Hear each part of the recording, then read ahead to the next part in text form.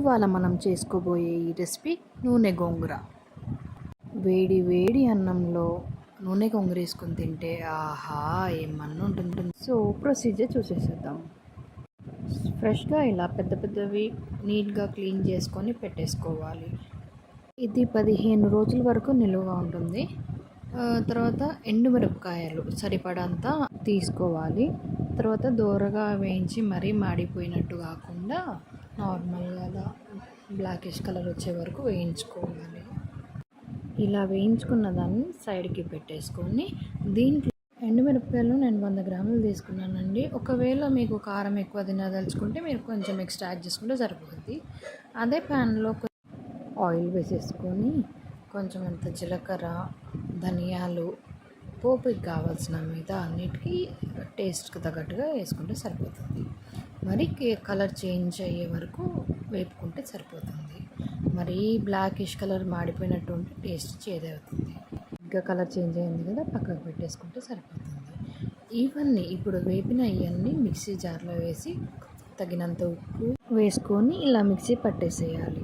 ఇది సైడ్కి పెట్టేసి ఒక కడాయిలో నూనె వేసుకొని ఇప్పుడు ఆకుని వేయించుకుందాం. అందరూ అంటారు కొంతమంది లైక్ ఆకుని మిక్సీ పట్టేస్తే అయిపోతుంది కదా, ఈజీ ప్రాసెస్ అంటారు, కానీ చేంజ్ చాలా డిఫర్ అవుతుంది.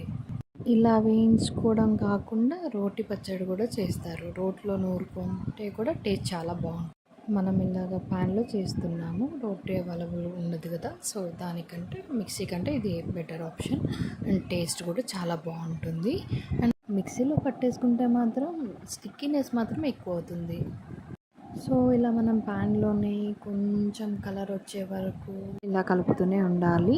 ఈ కలర్ వచ్చే వరకు కలుపుతూనే ఉండాలి.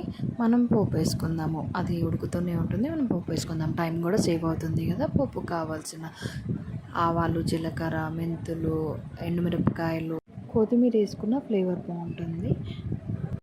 కరివేపాకు ఆప్షనల్ అండి, టేస్ట్ తగ్గట్టుగా వేసేసుకోవచ్చు.